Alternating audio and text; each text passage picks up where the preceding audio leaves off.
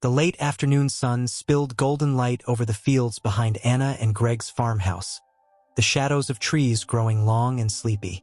The air was warm, scented faintly with grass and pine, and the only sound came from birds chirping and the distant rustle of wind in the leaves. It was the kind of quiet that only the countryside could offer, a quiet that wrapped itself around you like a familiar blanket. Anna sat on the porch steps, her elbows on her knees and a mug of tea cupped in her hands. From her vantage point, she had a clear view of the backyard. The vegetable patch Greg tended so proudly, the rickety fence that needed fixing, and the old oak tree that stood like a sentinel near the edge of their property. And then there was Oliver. Their tabby cat moved with purpose across the grass, his orange and white coat almost glowing in the late sunlight. Anna watched him with a half-smile, already knowing what he was about to do. Like clockwork, every single day around 4:30 p.m., Oliver made his way to that same tree and began his climb. He wasn't particularly graceful about it. He wasn't a kitten anymore. At 9 years old, Oliver had slowed down in most areas of his life. He took longer naps, batted at toys only when in a rare mood, and required an embarrassing amount of encouragement to jump onto the windowsill. But when it came to the oak tree, he was determined, methodical, unshakable. Anna took a sip of her tea and tilted her head, watching as Oliver placed his front paws on the bark, tested the footing, and slowly began his ascent. Up he went, paw over paw, until he reached the same thick, sturdy branch, the one that forked out to the left like a crooked arm. Once there, he settled in, tail curling over the branch, eyes alert as he gazed out across the open field beyond the fence. He never meowed, never seemed agitated, just watched. Greg stepped onto the porch behind her, wiping his hands on a towel. "He's up there again, huh? Right on time," Anna murmured. "Every day like it's his job." Greg chuckled and sat beside her, handing her a biscuit from the kitchen. "Maybe he sees something we don't. Cats are weird like that." Anna gave a soft laugh, but her eyes never left Oliver. "I've been trying to figure it out. It's always the same branch, the same timing, same everything. It's like he's waiting for something. Maybe he just likes the view," Greg offered, leaning back on his elbows. But Anna wasn't convinced. Oliver had always been a homebody.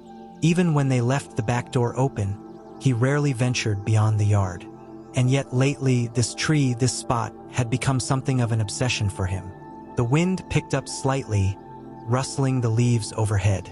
Oliver flicked his ear and adjusted his position, never taking his eyes off the horizon. "Do you think something happened out there?" Anna asked quietly now. "Maybe before we moved in?" Greg raised an eyebrow. "Like what? Some great cat mystery?" She smiled. "I don't know. Maybe he saw something once and now he's waiting for it to come back. Or maybe he's remembering something." Greg reached over and squeezed her hand. "You've always had a more poetic imagination than me. I just see a cat climbing a tree." Anna didn't answer right away. She watched as a bird flew past, its shadow gliding across the field. Oliver's ears twitched, but he didn't budge, not even to chase it. Finally, Greg stood up and stretched. "Dinner in 20? Anna nodded, still deep in thought. When the sun dipped below the trees and the light turned soft and lavender, Oliver finally stirred. With the same slow grace, he made his way down the tree, landing with a soft thud on the grass. Then he turned back toward the house and padded inside, as if nothing unusual had occurred. Anna remained seated, her tea long gone cold in her mug. What was it about that tree? And more importantly, what was Oliver seeing that they couldn't? As the crickets began to sing and dusk settled in, Anna found herself staring at the branch where Oliver had perched.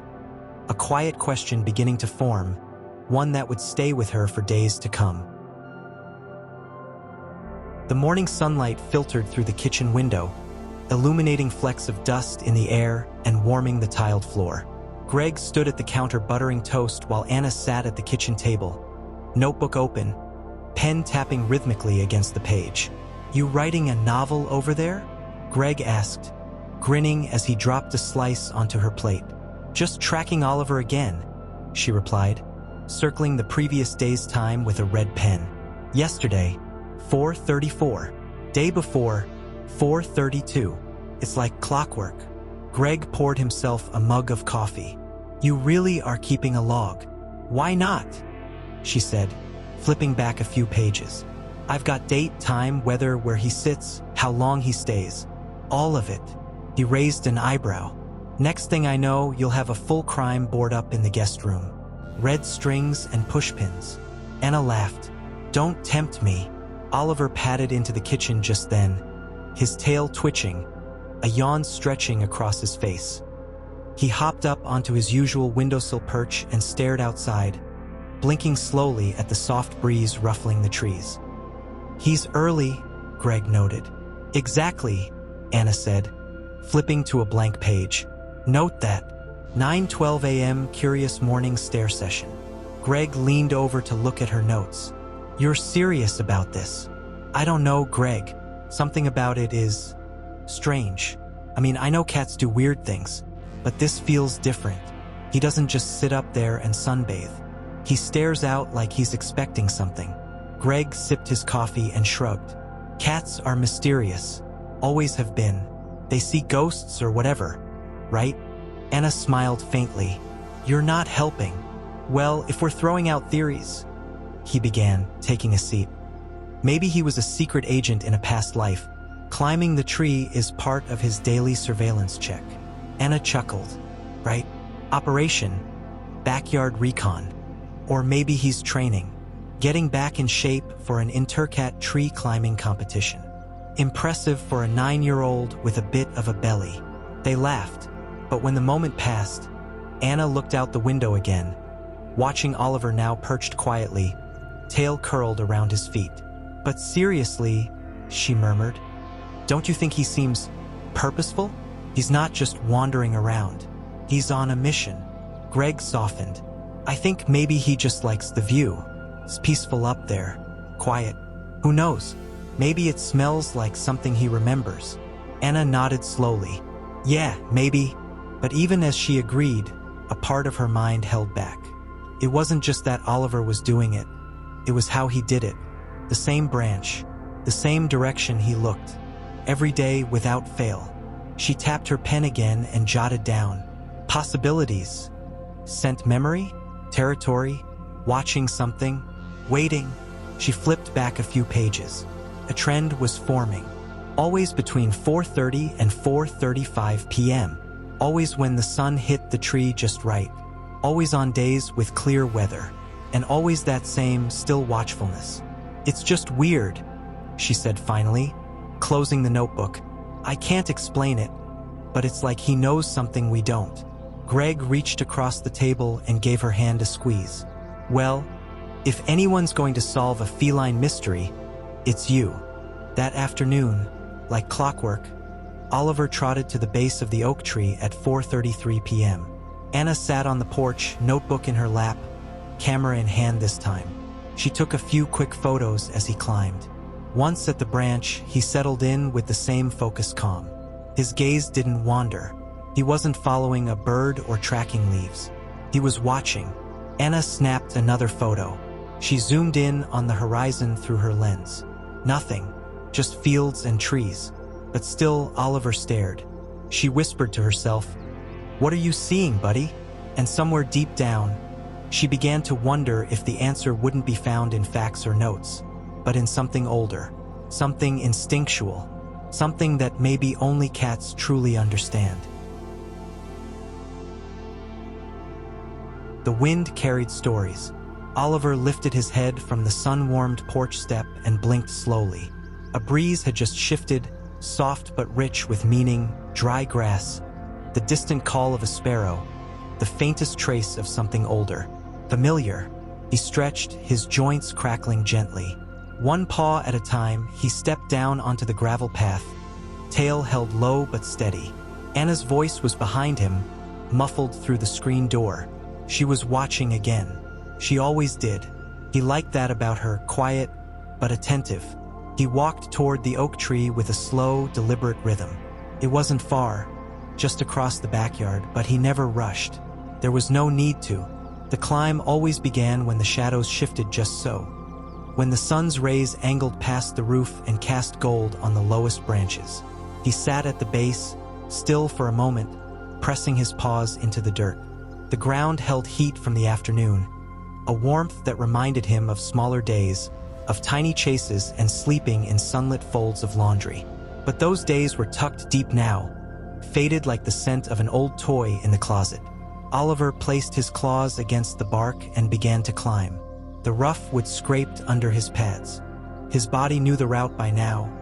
Up, then a left pivot around the knot, then onto the low branch where the bark curved just enough for him to rest with all four paws. He moved like breath, quiet and practiced. The climb wasn't hard anymore. It was necessary. He reached his perch, settled in, and let his eyes adjust to the light beyond. The field stretched out in front of him, faded gold with patches of green clover. The wind made soft waves across it, like water without the shine. At the far edge, beyond the fence where the trees grew close together, lay a small dip in the land, just enough of a hollow to be hidden from the porch view. But not from here. His ears turned slightly to the sound of leaves rustling in the distance. He closed his eyes and breathed in. There it was again, that scent, the one he couldn't name in human thoughts. It wasn't food. It wasn't danger. It was a memory, stitched deep into his body like the rhythm of his heart. A scent that made his tail flick, just once, made his ears lay back in silent recognition. He opened his eyes again. Nothing moved in the hollow. Not today. But still, he watched. He did this every day, as the sun lowered and the wind picked up. He didn't know how to explain it to the tall ones. They didn't understand that not all waiting is passive. Some of it is ritual. Some of it is reverence. The field beyond was quiet, but he could feel it. Somewhere out there, threads of a life once lived. A presence, soft and steady, echoing in ways humans couldn't hear. Oliver felt it in the way his whiskers tensed, in the way his breathing slowed. It wasn't sadness. It was memory held gently. A beetle crawled along the branch beside him. He watched it without concern. Below, the wind stirred the tall grass, and somewhere near the old fence post, a cardinal took flight. He blinked, slowly. He could feel Anna watching from the porch. Her gaze was always gentle, curious. She was kind. She meant well. She didn't know what he saw, or rather, felt. But that was okay. This moment wasn't for her. It was for the one who used to sit with him at this very tree, who had a voice filled with laughter and soft songs, who had held him in small arms once and whispered secrets meant only for the wind.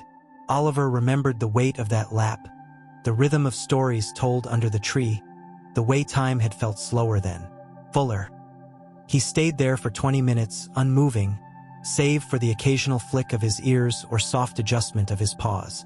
Then, as the breeze shifted again and the light began to fade, he stood, stretched and turned. Back down the trunk, soft landing on the ground, a shake of his fur. Then, back toward the house. He passed Anna, who sat silently on the steps. Her notebook was closed. "You're such a mystery," she whispered as he brushed past her leg. He paused just long enough to press his head lightly against her knee. And then he moved on into the house to wait again for tomorrow. Anna wiped the sweat from her brow, balancing on the step stool as she reached up toward the thick branch. Greg stood a few feet back, arms crossed and eyebrows raised. "You know he's just a cat, right?" She didn't look down. "He's not just anything. He's consistent, curious, intentional." She secured the small wildlife camera to the branch with two thick zip ties, angling it carefully toward the open field. "I just want to know what he sees." Greg shrugged. "Maybe he's watching squirrels. Or ghosts. Who knows with cats?" Anna climbed down, brushed bark from her hands, and glanced toward the spot Oliver had claimed every afternoon for the past month. He was already there, curled low on the branch as if to say finally, "Now let's get back to it." That night, after dinner and dishes, Anna sat at her laptop. Greg had fallen asleep on the couch watching something loud and forgettable. The memory card slid into the port with a quiet click, and she opened the footage. Most of it was just the tree swaying, sun filtering through leaves, and Oliver stepping into view at his usual time, precise as a metronome. He climbed like he always did, with slow confidence, settling on his usual perch. Then he stared, not around, not lazily. He stared forward, intent, alert, still. For 22 minutes. Anna's eyes narrowed. She paused the video, rewound, watched again. She tapped the camera feed to pause it mid-frame. The trees in the distance were faded and pale in the golden light, but something just behind them caught her eye. She squinted. A shape. She zoomed in. Blurry. The autofocus on the camera wasn't perfect, but she could make out a vague structure. A sloped roof just peeking above the tree line. A building? She pulled up an old satellite map on a separate tab and traced the field behind their property. There was nothing marked there, just open land and woods. But there, she whispered, tucked between two faded gray plots was a small shadow. It looked almost like a smudge on the map, barely visible, but it matched, right where Oliver had been staring. Anna sat back in her chair, heart suddenly racing in a quiet, unexpected way. She clicked back to the footage. Oliver blinked slowly on the screen, his ears slightly forward, his tail twitching once. And still, his gaze stayed fixed on that exact point. The shape in the distance. "Why, Ollie?" she murmured. "What's there?" The footage played on. After 22 minutes, he turned, climbed down, and disappeared from the frame. Anna checked the next day's footage. Same routine, same fixed gaze, same direction. Always. She replayed the climb again and again, pausing on his face. There was no fear in his eyes, just something deeper. Memory, recognition, longing. She found herself whispering into the dark. Did someone live there? The next morning, she stood by the base of the tree with her thermos, watching Oliver go through the motions in real time. As he climbed, Anna looked past the field. She tried to trace the line of his sight. Her eyes struggled against the rising sun and scattered brush, but there, just barely visible through a small break in the trees, was the faint outline of a peaked roof, sunken and dark. It was a cottage. She had never noticed it before. Anna looked back at Oliver.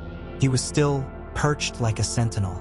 She felt a chill, not of fear, but of realization. There was a story here, and Oliver remembered it. The morning air was crisp, tinged with the first whisper of fall. Anna stood at the edge of the yard, mug of coffee in hand, eyes fixed on the sliver of roof peeking above the trees.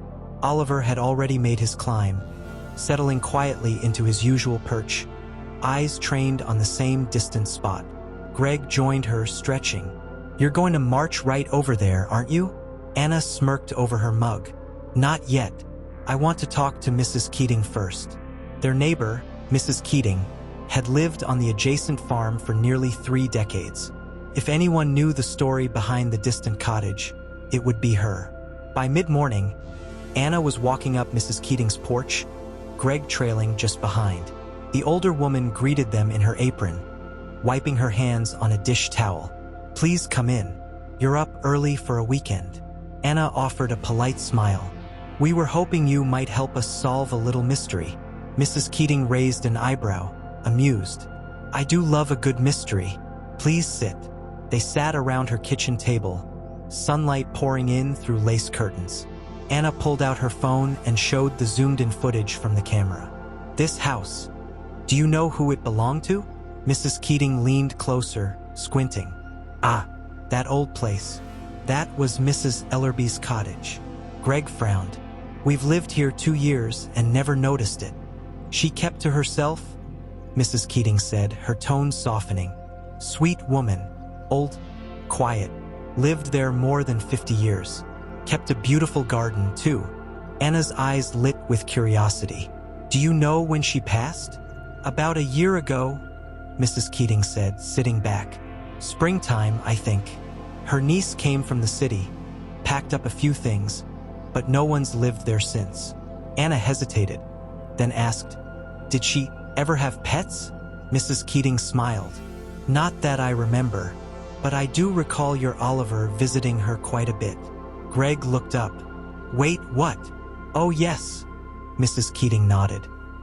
He used to trot right across the field like he had business to attend to.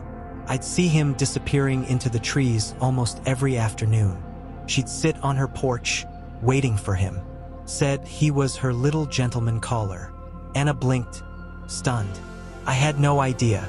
We just thought he liked to wander. Mrs. Keating's smile turned wistful. He was very fond of her. She'd sit out there and talk to him like he was an old friend. Always had a dish of milk waiting. Sometimes I think that Kat knew she was lonely and decided to do something about it. The pieces began falling into place. The daily climbs, the direction of his gaze, the unwavering loyalty. Anna felt her throat tighten. He still climbs that tree every afternoon, she said softly, always looking in that same direction. Mrs. Keating nodded, quiet for a moment. Maybe he's still waiting for her. The ride home was silent. Greg drove, one hand on the wheel, the other resting gently on Anna's knee. She stared out the window, watching the fields blur past, mind spinning. Back home, Anna stood by the tree, looking up at Oliver. He hadn't moved. His eyes were locked on the trees in the distance, toward the place he once walked every afternoon. She must have meant something to him, she whispered. Something real. Greg exhaled. Cats don't forget the people who love them. Anna knelt by the base of the tree, eyes never leaving Oliver.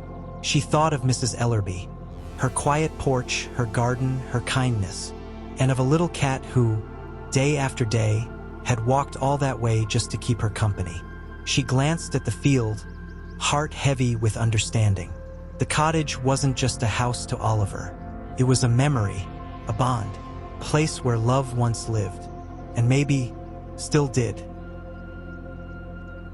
The sun hung low in the sky, casting long amber shadows across the field as Anna and Greg walked slowly through the tall grass.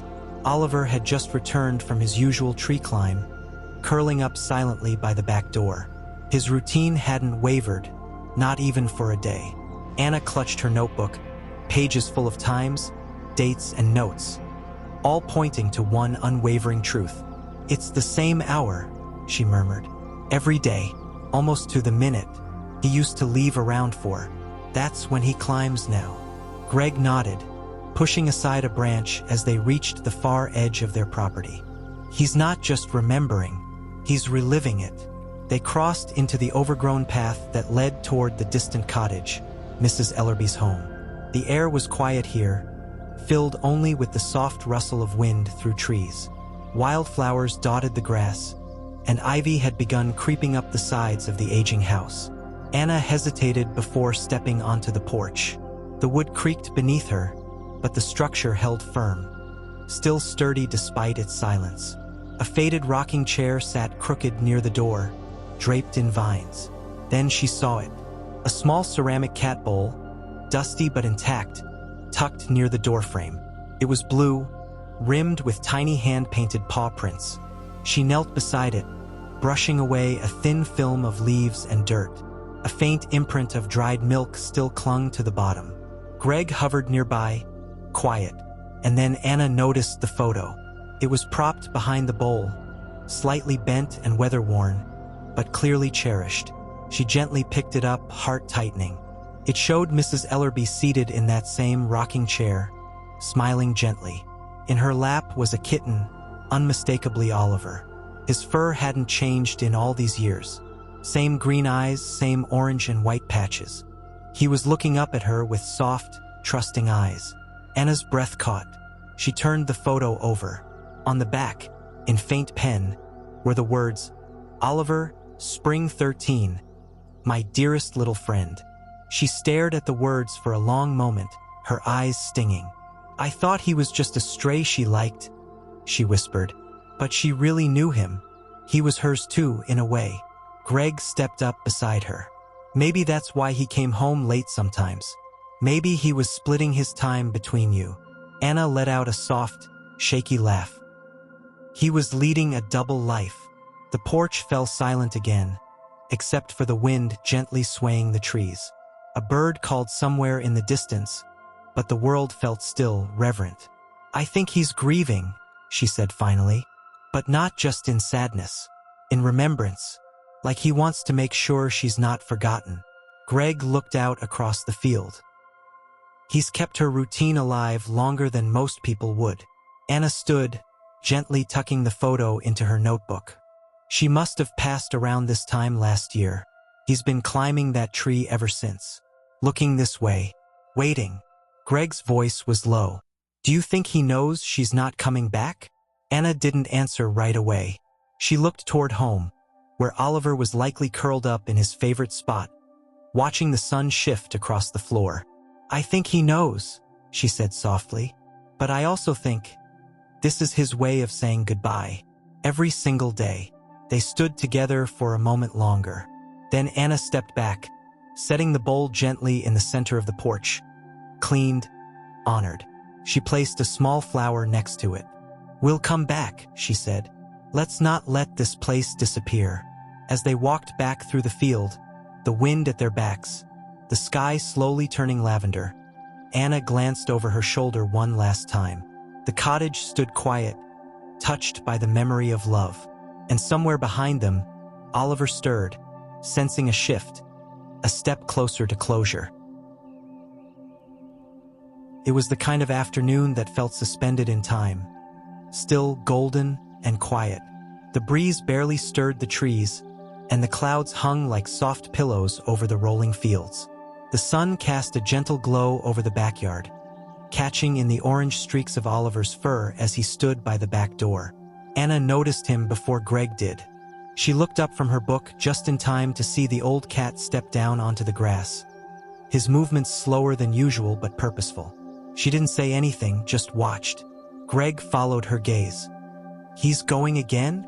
Anna nodded. "Looks like it." They didn't follow. Not this time.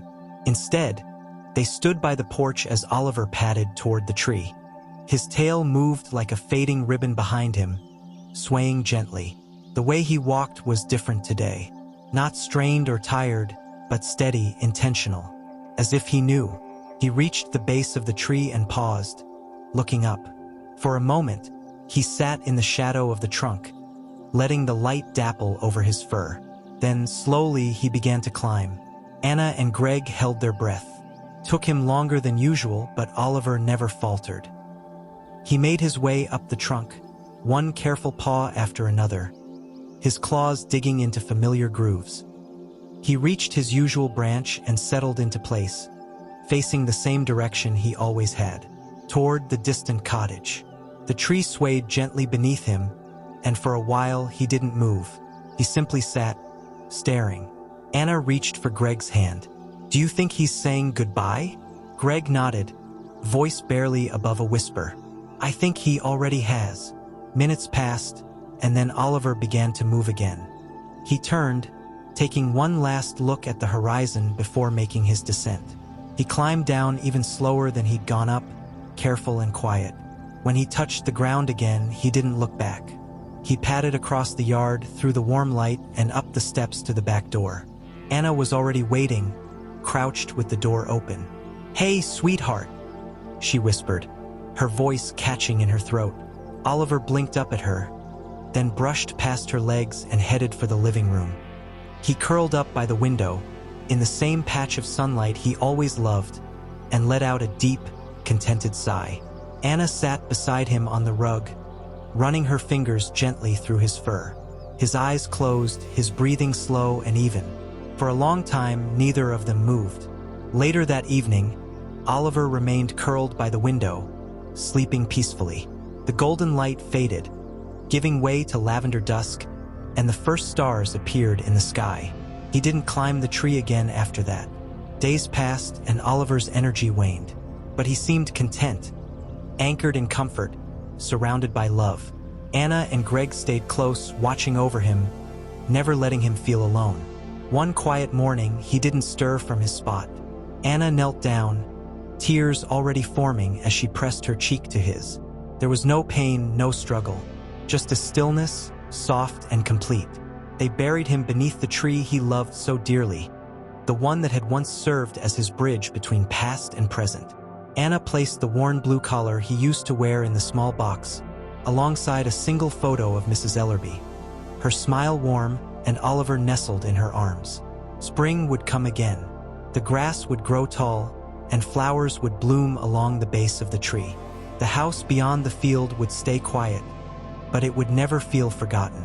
Anna and Greg often found themselves gazing toward that tree during quiet afternoons. And sometimes, when the wind was just right, Anna swore she could feel Oliver's presence beside her. Steady, watchful, and full of love, because now they knew it wasn't just a tree, it was a lookout, a memory, a final act of devotion. And Oliver, in all his quiet grace, had never truly been just a cat. He was a keeper of routines, a guardian of goodbyes, a bridge between hearts, even after they'd stopped beating.